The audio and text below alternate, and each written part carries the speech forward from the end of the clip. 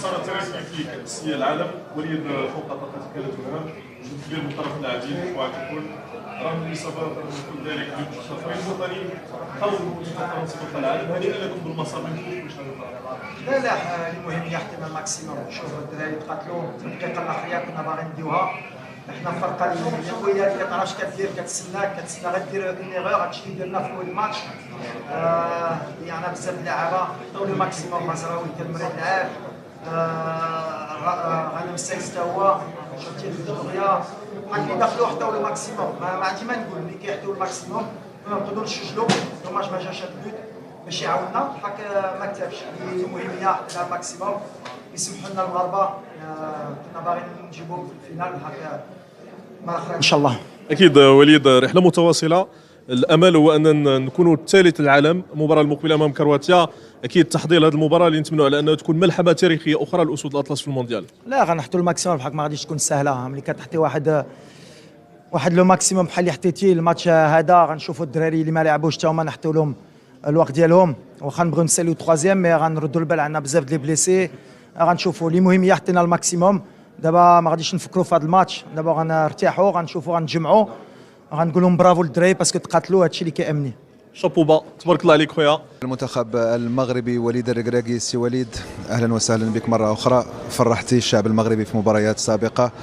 اكيد الجميع فخور باللي قدمته. شنو كان ناقص اليوم للمنتخب المغربي؟ فوالا يمكن ماشي لا بريسيون باسكو الدراري دخلوا مزيان كانوا باغيين يديروا شي حاجه اللي كبيره. بالحق لو تخي نيفو باش توصل لا فينال. لي بتي ديتاي ماركاو دغيا خليناهم يدخلوا في الماتش. شفتي زلقتي ومشاو يماركيو في الكره الاوليه ديالهم. حطت لهم الثقه. سي لي بتي ديتاي. ابخي رجعنا في الماتش حق ضيعنا بزاف كوري في بروميير ميطون. الحمد لله ما سجلوش الثاني. دوزيام ميطون دخلنا باش نمشيو نشجعوا. درنا ان تري بون دوزيام ميطون وشفتي لا موندغ ايغور اللي درنا ماركاو الثاني. سي لي بتي ديتاي. عندهم اللاعبين القدام اللي بوالو يقدروا يماركيو. احنا جاونا بزاف د فرص وما سجلناش. وهذا لو نيفو غنتعلموا من هذا الشيء. تعلمنا بزاف في هذه لا كومبيتيسيون. اللي مهم اون با دو ريغري باسكو حطينا الماكسيموم. بديتي البطوله كلها باربعه ديال المدافعين. اليوم لعبتي بثلاثه. واش ممكن تشرح لنا السبب؟ لا السبب علاش كنا باغيين نبلوكيو امبابي وديمبيلي. عندهم لا فيتيس. بدينا مزيان. اون بليس كان عندنا غنم السايس مبليسي. كنا باغيين يكون مرتاح في لاكس. في الاخر مره كدير دي شوا اللي جاسوم كومبليتمون بحال من الاول. اللي مهم هي ماشي لا تاكتيك اليوم هي ليتا ديسبري كان مزيان. حطينا الماكسيموم. هي با دو ريغري افوار. بون كوراج. ميرسي بوكو. شكرا.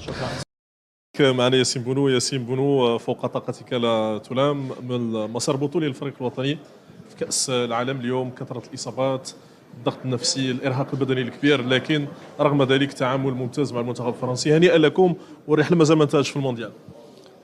كما شفتي مقابلة ما كانش سهلة بصح كنا يعني كان عندنا الحلم باش نمشيو للنهائي. كنا تايقين بأن غادي نفوزوا بهذه المقابلة.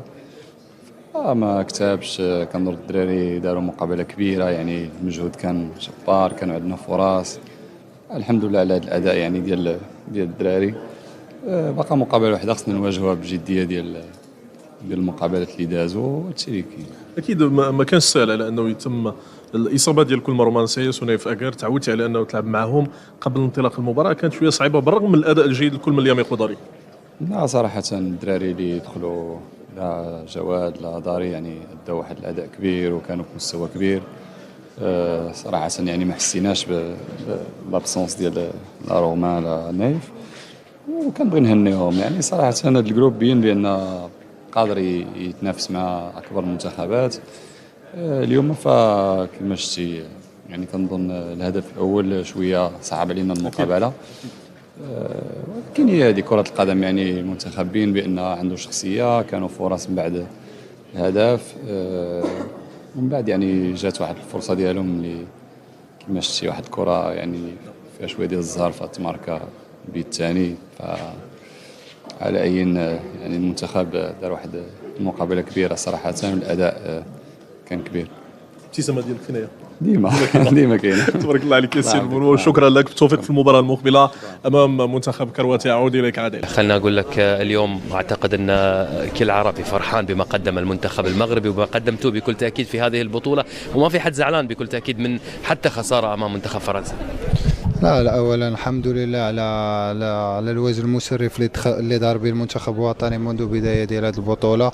الحمد لله كيف قلتي هذا افتخار لنا للشعب ديالنا اولا والشعب العربي كامل اللي كان السند ديالنا، كذلك الشعب الافريقي اللي كان في دار ديالنا. الحمد لله اليوم حققنا واحد الانجاز اللي يمكن لنا اننا نفتخروا به السنوات الجايه، لا مع عائلاتنا لا مع الشعب ديالنا. كنتمنى كنا ناويين على اننا نحققوا لهم واحد تاهل تاريخي للنهائي ولما لا الفوز باللقب. الحمد لله قدر الله ما شاء فعل. اليوم انتهت الرحله ديالنا امام منتخب اللي كبير، منتخب صعيب، منتخب بطل العالم.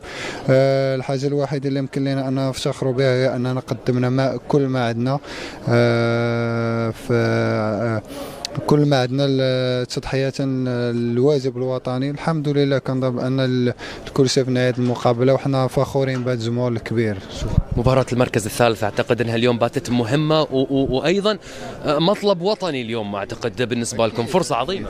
أكيد نتمنى إن شاء الله على أننا ناخذوا هذا اليومين نرتاحوا مزيان ونستعدوا لهذه المباراة المهمة بالنسبة لنا حنا كلاعبين ولا بالنسبة للشعب المغربي. نتمنى أننا نحققوا فيها الفوز ونظفروا بميدالية الفضة النحاسية إن شاء الله. مركز ثالث. شكرا. اهلا بكم من جديد. معنا حارس المنتخب المغربي ياسين بونو. اهلا بك ياسين. للاسف الرحله تنتهي هنا، لكن قدمتم كل شيء في هذه البطوله، صنعتم تاريخ جديد. ماذا يمكن ان تقول عن هذه المباراه التي لم تكن سهله؟ كما شتي المقابله ما كانتش سهله ضد واحد المنتخب اللي يعني عارف كيدير في الملعب. يعني درنا مقابله في مستوى كبير، كانوا عندنا فرص، يعني الدراري حطوا كاع داكشي اللي عندهم، كنبغي نشكرهم. هادشي اللي كاين، كره هي هادي الواحد دابا ريكوبيري باش يواجه باقا مقابله باش نفوزوا بها ان شاء الله، وكنظن تكون مهم. الجميع شاهد ما قدمه المنتخب المغربي في هذه البطوله الاستثنائيه. هل ستناقشون المباراه المقبله امام كرواتيا بنفس الحماس والروح القتاليه؟ هذا المنتخب يعني لا بغى يبقى غادي بهذا المستوى ديما، فلا بدا خصو يواجه كاع المقابلات بجديه، والمقابله الجايه تكون مهمه لينا باش نوريو. كلمه قصيره لهذا الجمهور الذي ساندكم منذ بدايه البطوله. كنبغيو نشكروا كاع الجماهير، فصراحه حسينا بالتشجيعات ديالهم، بالسند ديالهم، وكنتمناو يعني في لي زيشونس جايين نفرحوهم ان شاء الله. السلام عليكم. لا تنسوا الاعجاب بالفيديو والاشتراك في القناة تشجيعا لنا لنستمر بنشر المزيد إن شاء الله.